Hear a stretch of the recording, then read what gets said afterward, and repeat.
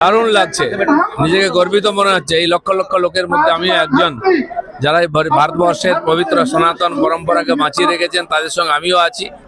আজকে ভগবান শ্রীকৃষ্ণ 5000 বছর আগে যে গীতা গায়ন করেছিলেন, সেই গীতা আমরা সবাই মিলে গাইবো। আছে অধীর চৌধুরী জীবনে গীতা পাঠ করেছেন, সে কি করে উনি গীতার মাহাত্ম্য কি বুঝবেন? না, এখানে আসতে পারবেন না, তাহলে ভোট চলে যাবে। উনি ওখানে গিয়ে বিজনেস করেন, এখানে তো বিজনেস হবে না। নিজের বাড়িতে যে কেউ করতেই পারে। ভারতবর্ষে কোনো বাবরের নামে কোনো স্মৃতিসৌধ হবে না, এখানকার সমাজ মানবে না, সেদিন চলে গেছে। খুব ভালো পরিবেশ, ভারতবর্ষ না গোটা বিশ্ব দেখছে। এত বড় ধর্মীয় আয়োজন, গীতা পাঠের মতন বিষয়, কোনো হুল্লোড় নয়, শান্ত শিষ্ট পরিবেশ। দেখুন সবাই প্রায় বসে আছে, সকলে গীতা পাঠ করার জন্য একসঙ্গে। কুরুক্ষেত্রের যুদ্ধে ভগবান শ্রীকৃষ্ণ একা গীতা পাঠ করেছিলেন, গীতা বলেছিলেন। আজ 5 লক্ষ কণ্ঠে গীতা পাঠ, এটা একটা অসাধারণ ঐতিহাসিক।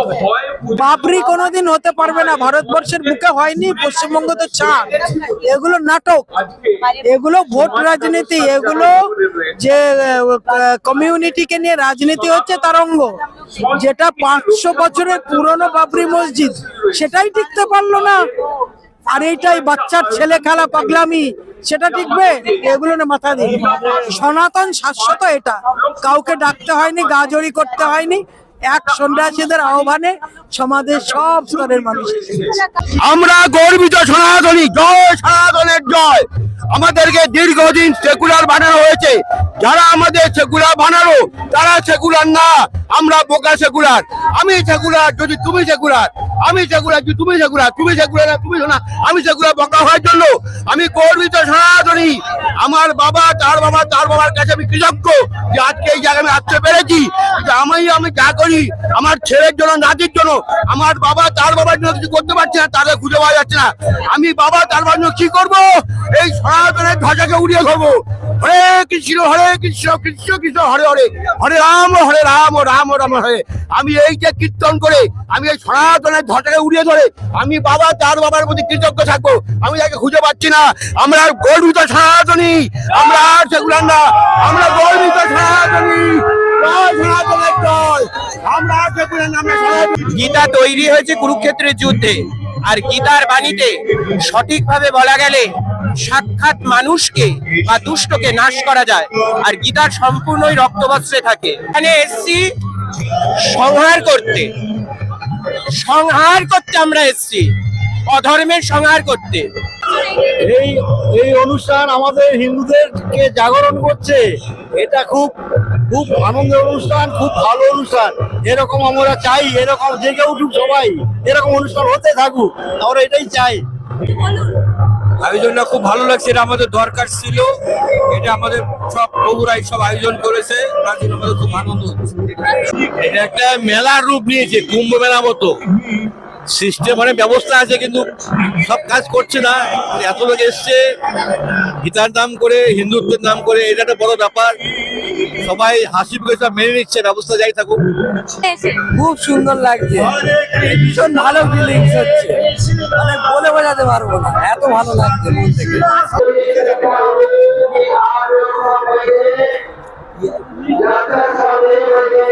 জয় শ্রীকৃষ্ণ, হরে কৃষ্ণ।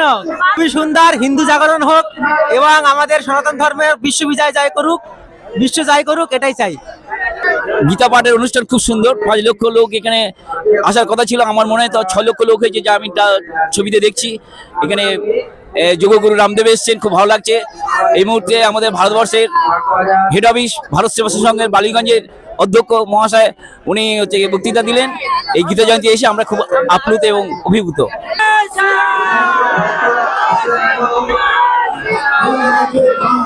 খুব ভালো, খুব ভালো। প্রত্যেকের ঘরে ঘরে আমরা শাস্ত্র সম্বন্ধে ভুলে গেছি, বাচ্চাদের কিছু শেখাচ্ছে না। তো আমরা চাইবো যে যাতে আমাদের পরবর্তী জেনারেশন যারা আসছে তারা যেন ভক্তি জীবনে এগায়, পারমার্থিক দিকটা বুঝতে পারে, ভগবানের সম্বন্ধে জানতে পারে। গীতা পাঠ করলে সবকিছু ভগবানের মুখ নিঃসৃত অমৃত বাণী, ওটা পড়লে ওরা বুঝতে পারবে। তাই যাতে হিন্দু রাষ্ট্র হয়, আমাদের হিন্দুদের নিয়ে যে একটা একতা, সেই একতাটা থাকে এবং আমাদের হিন্দু রাষ্ট্র হয়। এই প্রশ্ন বলে বোঝাতে পারবো না, আমার চোখে আর মুখে এই প্রশ্নের উত্তর পেয়ে যাবেন আপনি। হর হর মহাদেব। গোবরডাঙ্গা, সৌমিক গোলদার। আমরা কালকে এসেছি রাতে, এখানে ছিলাম আমরা। আমরা প্রথম যখন হয়েছে তখনও এসেছিলাম, এবারও এসেছি।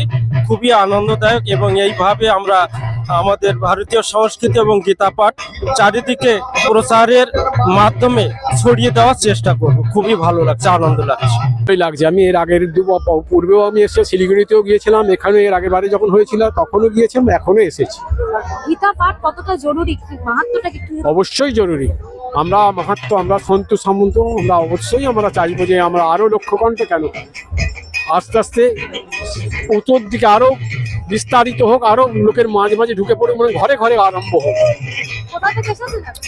আমরা জমজুর থেকে, কখন এসেছেন এখানে? আমরা এই আসছি। সকালবেলা ভোরবেলা বেরিয়েছেন বাড়ি?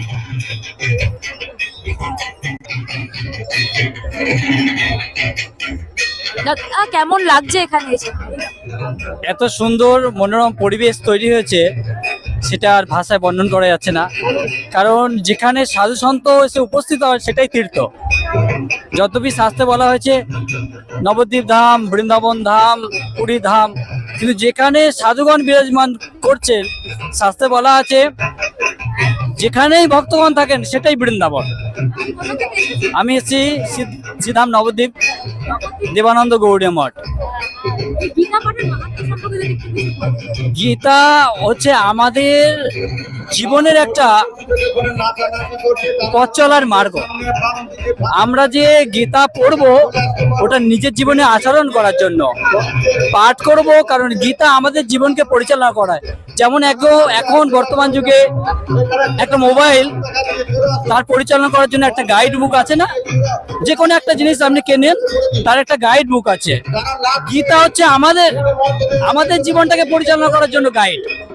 গীতা আমরা অধ্যয়ন করলে তবে আমাদের জীবনকে সুষ্ঠুভাবে আমরা পরিচালনা করতে পারবো। আমরা সেই সনাতন ধর্ম যেটা শাশ্বত, যেটা নিত্য, সেই সনাতন ধর্মকে আমরা নিজের জীবনে আচরণ করতে পারবো। নিজের জীবনে যখনই আচরণ করবো আমরা পর উপকার করার প্রয়াস করতে পারবো। আমরা পর উপকারে প্রণতি হব। আমরা পর উপকার করার জন্য মনুষ্য জন্ম।